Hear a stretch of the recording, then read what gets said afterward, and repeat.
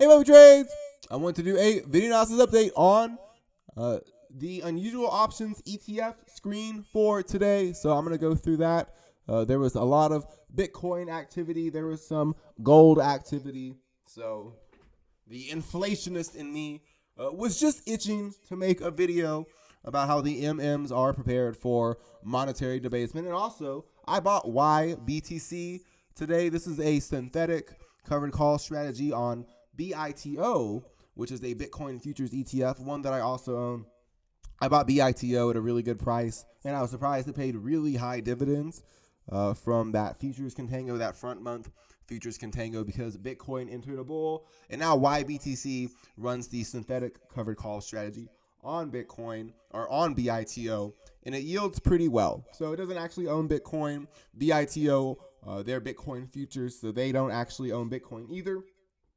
In another ETF in the gold sector, I have Leap calls on New Gold Corp. But I've slowly, very small position right now, but I'm trying to build it over time with my dividends. This VanEck gold ETF, it actually owns physical gold that can be delivered to me, apparently. So that would be very interesting to see how that works out. But yeah, apparently I can buy shares of this, and then I can have a delivery application. So I can have a delivery application. All the gold, where I'm not sure where all this gold is held. I hope it's not all held in San Francisco, because that's a lot of real estate costs there. But anyway, what they kind of say is, hey, like we don't use debt, we don't use derivatives, we don't use leverage, and you ever want this gold, it can be delivered to you. So it's about as physical as it gets, right?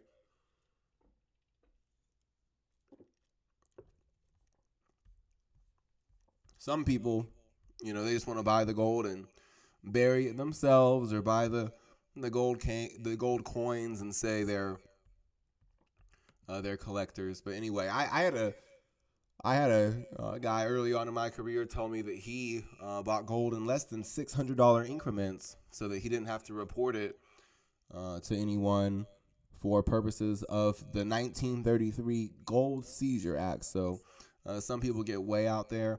But just looking at the unusual options ETF volume, a little bit of a theme, right? Ring. I've talked about that this is a bull reading on the healthcare ETF, but Ring is the iShares gold mining ETF, and this is BKCH Global X's blockchain ETF. Pretty statistically unusual options volume for both of these ETFs, both of them almost entirely every contract to the call side. So I like analyzing the options market on these less liquid ETFs, especially when they have unusual ETF options volume. And another one that I've noticed, I've had a very good track record with Coinbase. I've made about a 240% return on Coinbase Commons, but the bigger thing was I bought a CONY, and I've collected huge dividends from that. So we'll talk about Ring Energy, the blockchain ETF, and Coinbase CONL. That's a leveraged Coinbase ETF, by the way. So that's we'll go over that when we go over that. Looking at Ring Energy, 933% unusual options volume. We'll see what the expirations were. This was 200 for April, and it was 200 for July, both in the money. So looking at the Ring ETF, it's the Gold Miners ETF seeks to track the investment results of an index composed of global equities of companies primarily engaged in the business of gold mining. So there we go. Pretty cut and dry. I think that in the long term, this formed a wave 1 and an ABC wave 2 correction, then formed another 1, 2, 3, 4, 5 waves up, wave 1, and an ABC correction is ending. This is a wave 1 and a wave 2, and as long as 20.18 holds, which is admittedly pretty wide, a closer Fibonacci retracement can be found by taking the 78.6% retracement So that's 28.57.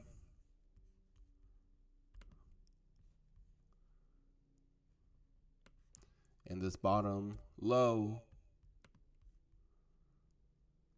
is 20.18.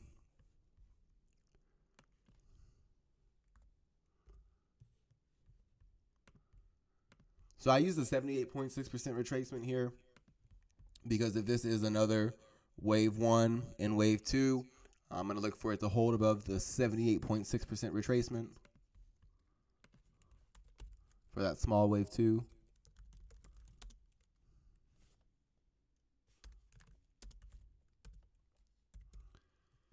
So yeah, gold and Bitcoin, blockchain, Coinbase, making the unusual readings today, both with that US dollar debasement inflation theme, also with that flight to safety theme for geopolitical events.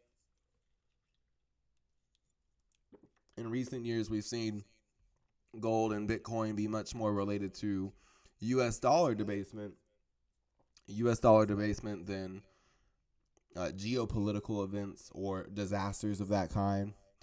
And so, is there a chance that it's not just U.S. dollar debasement this time?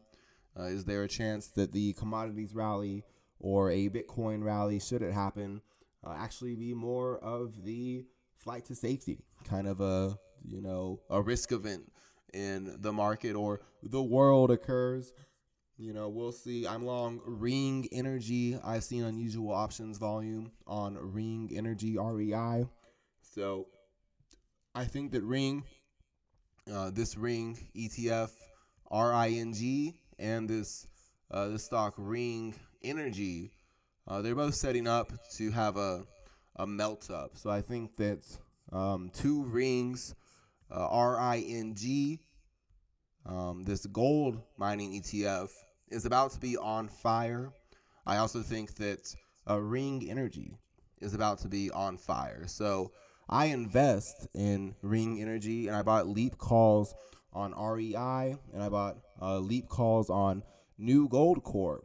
So I'm bullish Ring Energy, and I'm bullish the Ring ETF.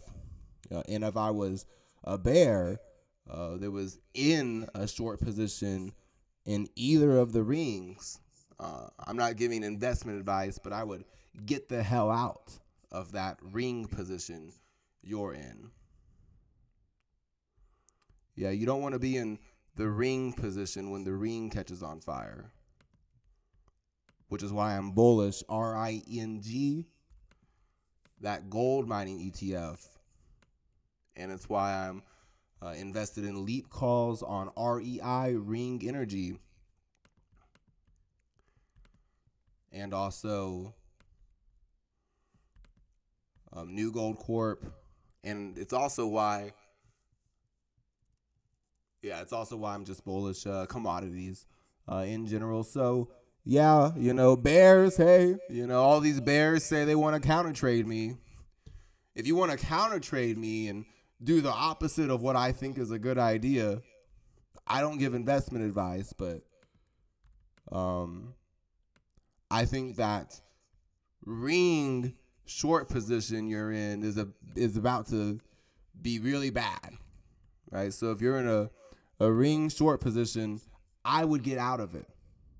Yeah, if you're in that ring position, I would get the hell out of it, because I think there's about to be a melt up in ring. Yeah, I think ring is about to be on fire. So I would get the hell out of that ring position if I were you. And I've told you how I've made investments to get out of that ring position, because I'm taking the opposite position. See, you're in that ring position, but I'm going the opposite way as you. You know what I mean? Like, you're in ring. You're in that ring position. And because you're a bear and you're shorting it, right? So you're in a ring position. You have short options and short commons on Ring Energy. and Ring, the gold mining ETF, right? So you're in Ring. So I've done a lot in recent months to do the opposite of you. I've gotten the hell out of Ring. Because I think Ring is about to have a melt up. I think Ring is about to be on fire. You know what I mean? BKCH is the global blockchain ETF.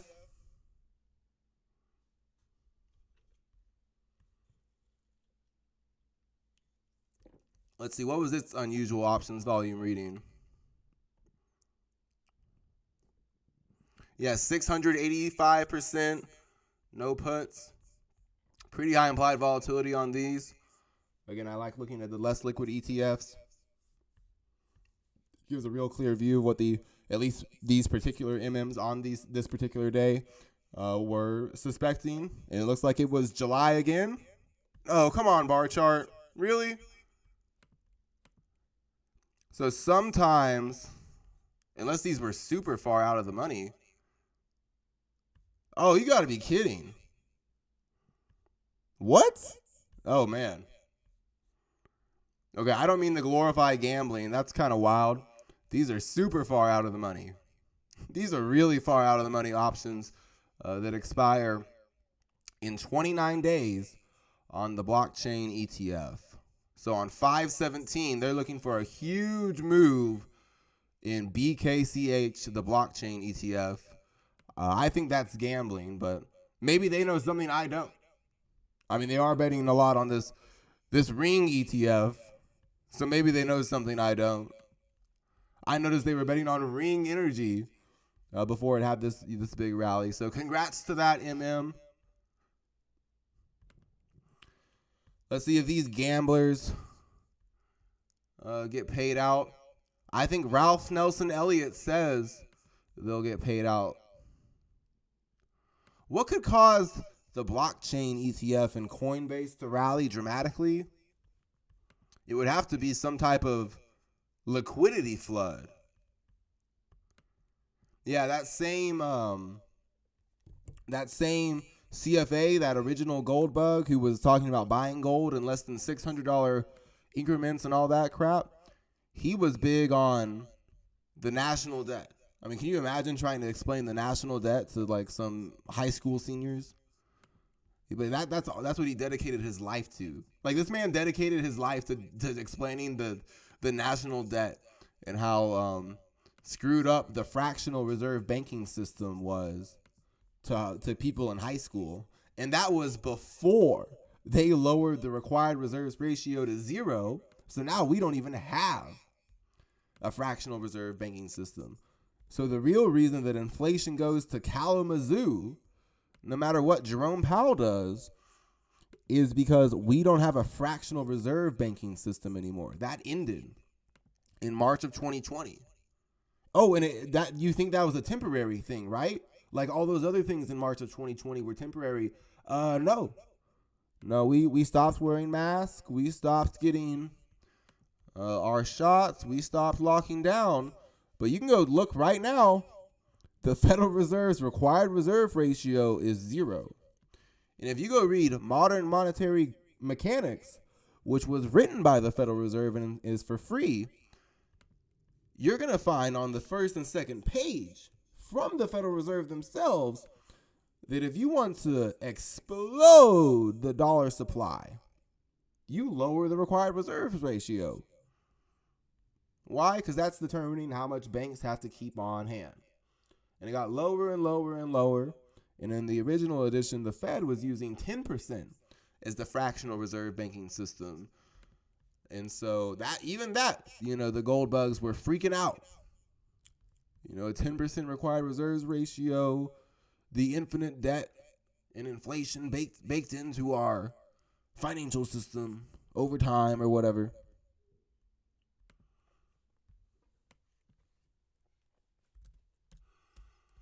But yeah, he used a metaphor that he showed us. He showed us this video to show us the power of exponents relating to the price of gold. And the value of $1. And he what the video showed is it showed Yankee Stadium as if it was filled up to a certain amount of water, and then it increased in an exponential fashion. So Yankee Stadium was filled up with water in this example. Yankee Stadium was filled up with water. And they showed us how in the video, they showed us how with exponents, if it increased exponentially, it starts off really slow. You know, first the dugout is covered after a while, and then a little longer after that, you start to get into the first section of the stands. You know, but then all of a sudden the exponent takes off, and there is a liquidity flood. And so what the graphics showed us was if the exponent of this kind of debt system that we have that the Federal Reserve was on kept going forever, and Yankee Stadium was a metaphor for, say, the price of gold, the price of real assets, the price of things that weren't inflationary, that eventually a tipping point hits, and Yankee Stadium, in just a few more steps, completely overflows. And if, you know, the metaphor in the video didn't end, it wouldn't just be Yankee Stadium that would be underwater.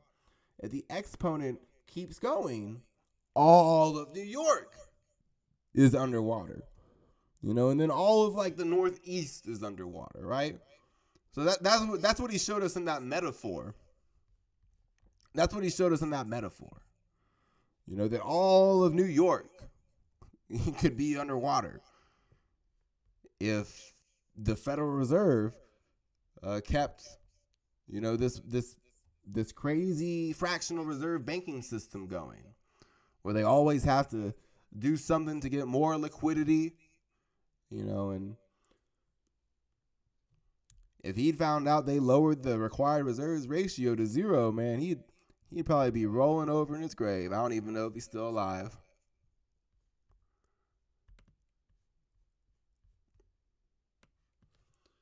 But yeah, BKCH,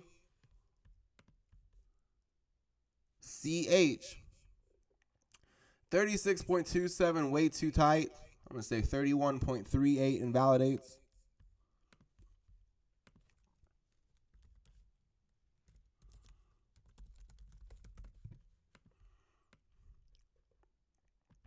So I think this is 1, 2, 3, 4, 5 waves up, large wave 1, an ABC correction. And then this wave 1 breaks this high. So I believe based on the theory of incompletion, whether this was a wave 1 or a wave A, a wave 2 and a wave B, this new high suggests incompletion because neither the length of wave 3 or wave C, the typical minimum targets, which is the 100% extension, the length of wave 1, wave A, placed at the length of wave 2, wave B low, gives the target for wave 3 or wave C. Since wave 1, this rally has broken this high. I believe on the larger degree that BKCH is incomplete until it reaches the equal legs target of 66. So while it's above 31.38, I'm looking for a wave 1 and a wave 2 to have developed from that low, and I'm looking for wave 3 to begin.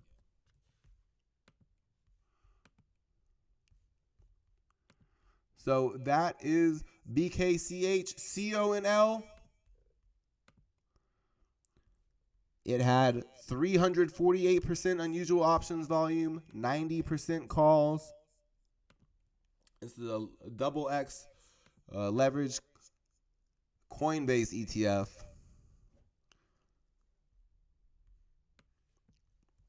Just within the cycle from this low, I thought there was an interesting count, by the way. Explosive Coinbase prediction. Explosive Coinbase prediction. Am I going to do it again? Like and subscribe if you think I will.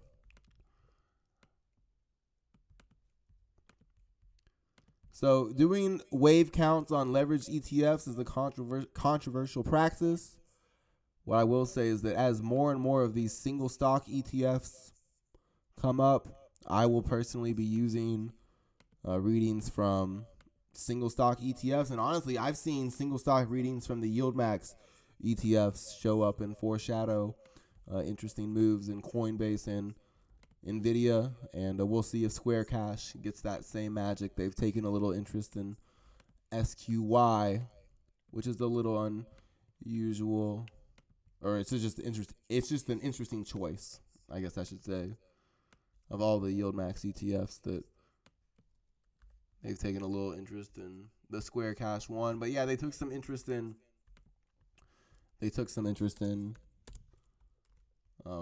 Nvidia's leverage ETF and Nvidia's Yield Max ETF, and the same thing with Coinbase before a few of their rallies. So I've seen them be interested in SQY. Maybe that'll be a harbinger. Sometimes I see Amazon's leveraged ETF, and I think I've seen Amazon's Yield Max ETF on the unusual option screens. Anyway, CONL. I own CONY, the out of the money covered call strategy. If it stays down before my next big dividend, I'll probably be adding to CONY. And this is why. If I take these Fibonacci retracements,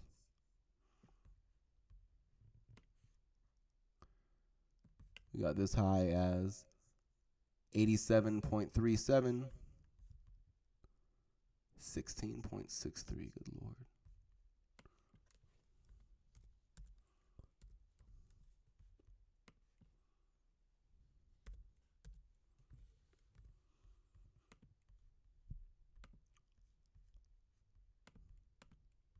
So we're at the 61.8% retracement. We reached it. 31.77 is way too tight. I think this might give a level. Yeah, I believe this ABC correction there's a ABC connector wave. I'm not going to label it for the sake of time.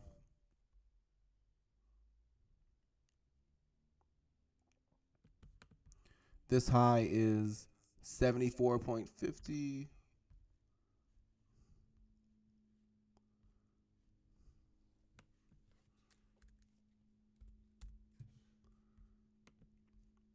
$87.37 and 60.33.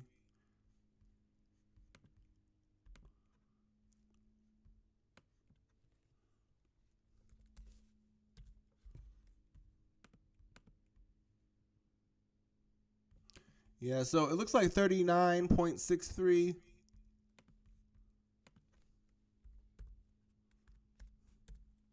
I'm going to say it's a tight invalidation just because it's a leverage ETF.